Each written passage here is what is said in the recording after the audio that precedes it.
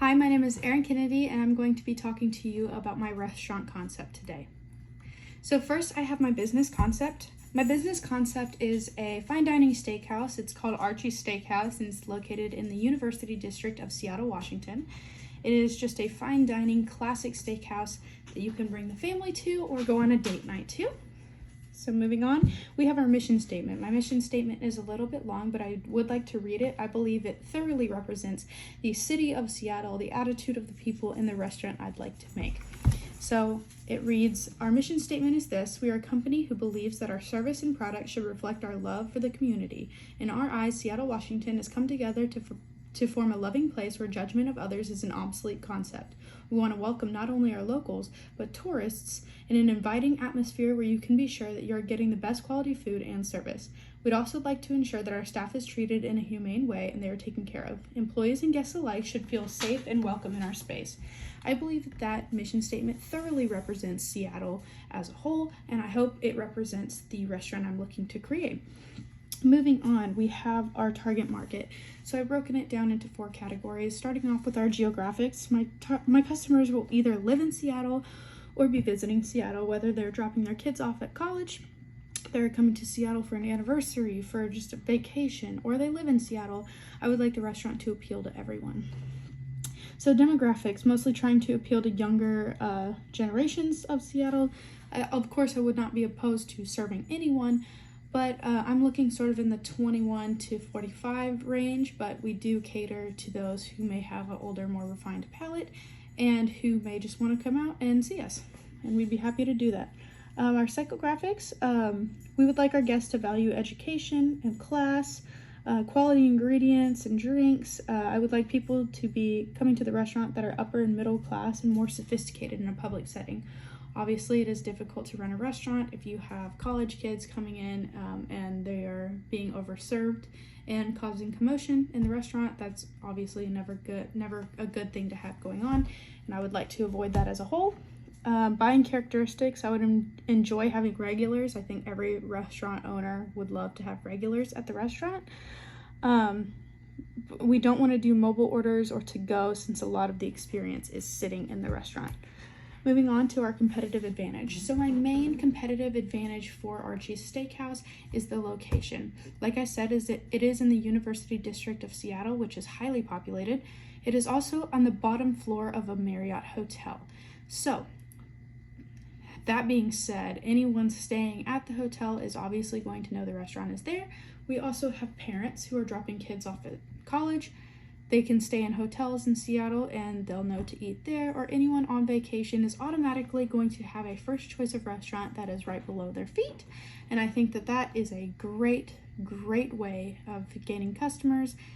We also obviously are in Seattle, so our seafood is going to be very fresh and locally sourced, and I think that that is a very good tactic to entice Seattle locals if things are locally sourced. Moving on to my organizational structure. I will be running this company as an LLC to avoid personal losses. I am aware one of the downsides of running an LLC is paying a self-employment tax for Medicare and Social Security, but weighing the costs and benefits, I think that the benefit of avoiding loss of my personal assets would be outweighing the taxes I'm willing to pay for this business. Just because I wouldn't want to throw my whole life away for something that doesn't succeed, which obviously we never see coming. We never wish that for our own business, but just to be sure.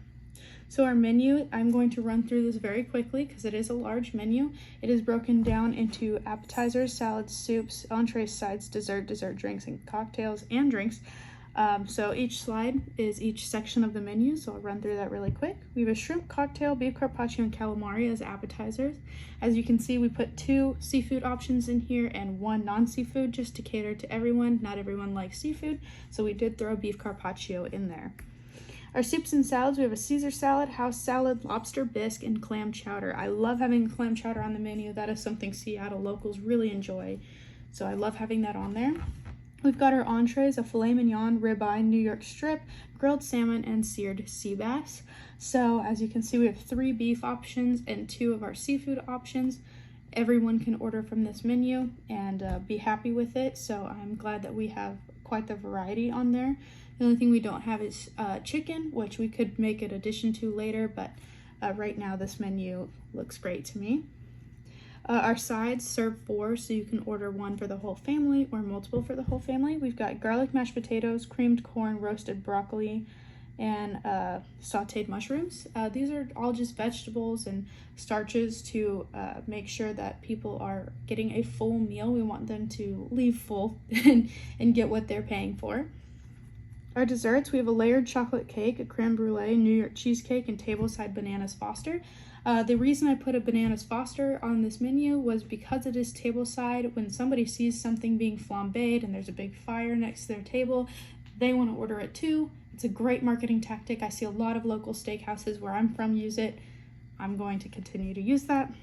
Dessert drinks, we've got coffees, dessert wines. We've got a non-alcoholic section, wine, beer on tap. We've got a ton of cocktails ranging from whiskey to vodka to tequila to champagne. Just whether you're feeling sweet or whatever you'd like, we have. Restaurant design, I'd like it to be romantic, dark, wood, white tablecloths, and silverware. So my final projections, for the year, we're looking at 1.8 million.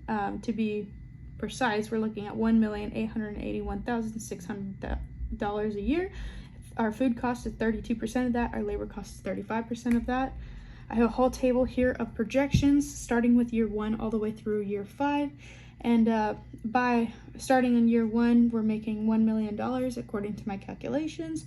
And by year 5, we're making 2.1. So exponential growth in this table here.